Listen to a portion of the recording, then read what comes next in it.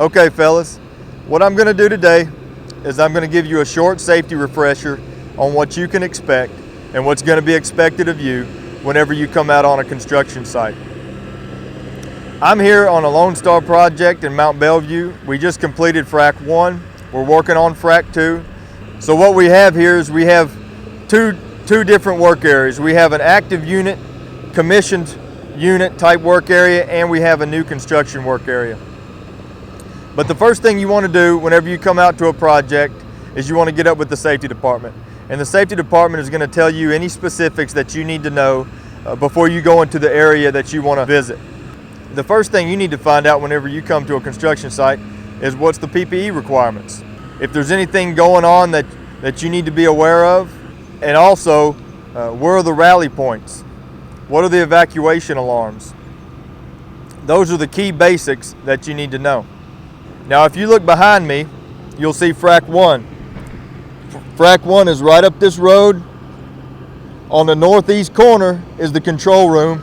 That's where you'll get up with operations. That's going to be the first thing you do whenever you go to frac 1. You get up with operations, you find out if there's anything you need to know specific about the unit, anything you need to be aware of. Now frac 1 starts right up here at the 601 rack. Just south of the 601 rack is the meter and skids.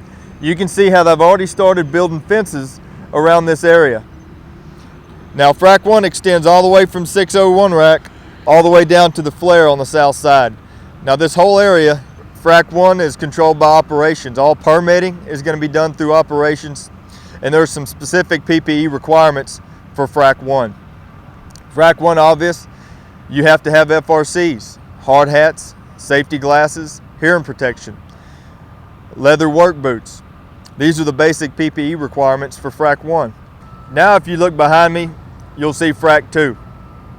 Well, frac 2 is a new construction area. This is the south side of frac 2, which butts up to the 601 rack, which is part of frac 1.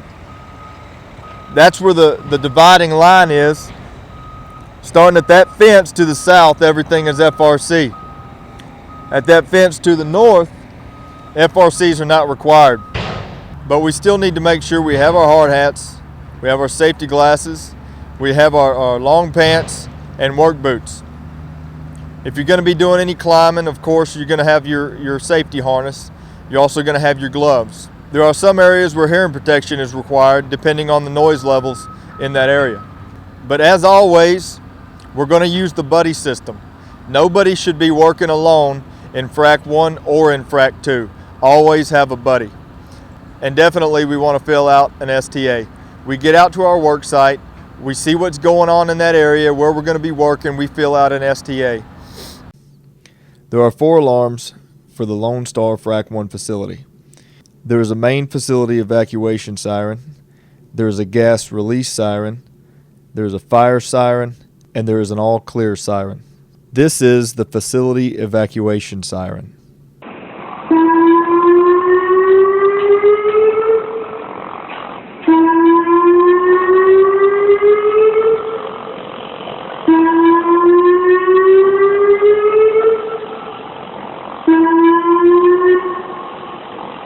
This is the sound of the gas release siren.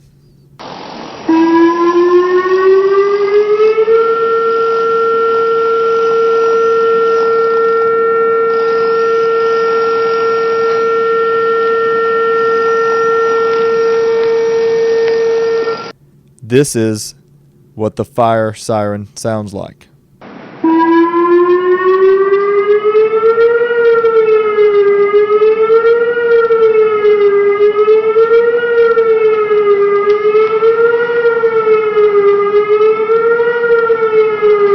This is the all clear siren.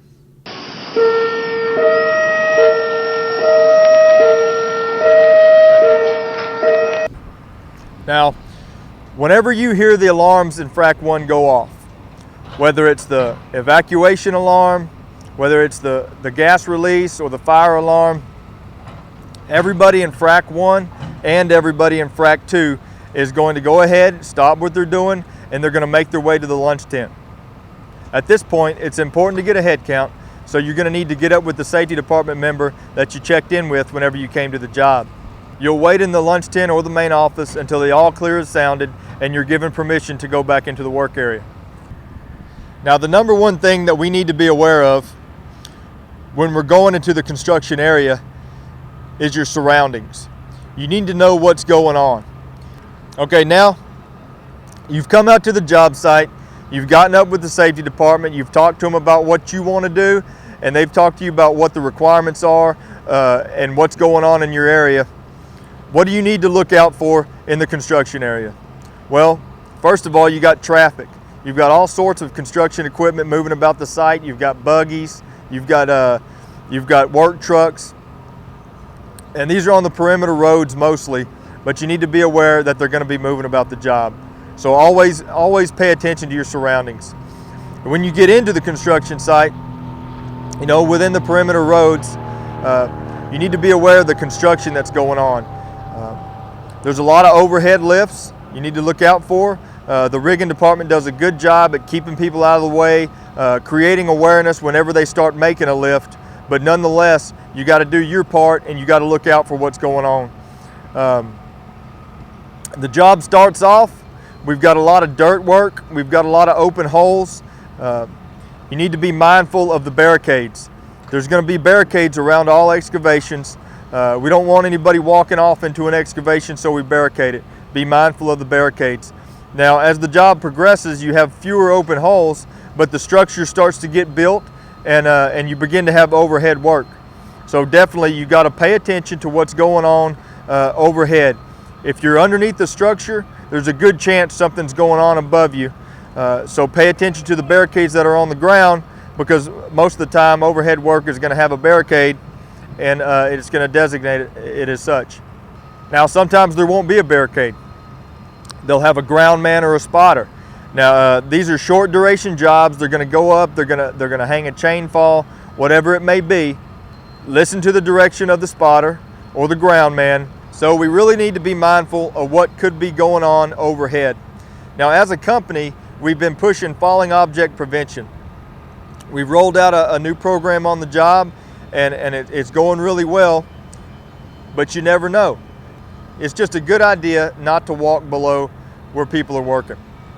Now, conditions on a job are always changing due to rains and different factors. Right now, the job site conditions are very good. As you can see, the ground is level. It's a good walk-in working surface.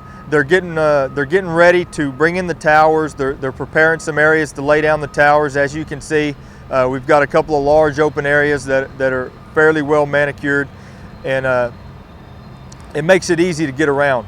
Now, as you can see, a couple of weeks ago, this is what we were dealing with. There was an excessive amount of mud, excessive amount of slip, trip hazards. It just wasn't easy to get around the job. When the site conditions are poor like this, it slows work down, and you also have the chance of getting your feet stuck in the mud, twisting your knee, twisting your ankles, slipping on the concrete that's got the mud on there. These things can happen, and they do cause injuries, so that's something you need to be aware of. Also, if you do any climbing when it's muddy, you got to be careful to clean your boots off. You'd be surprised how easy it is to slip on a ladder while you're trying to climb up if your boots are muddy or if your hands are wet. Something you also need to look out for is staged material. Now, this is a new construction project, and we've got to have material in there close to the unit so the guys can grab it and install it.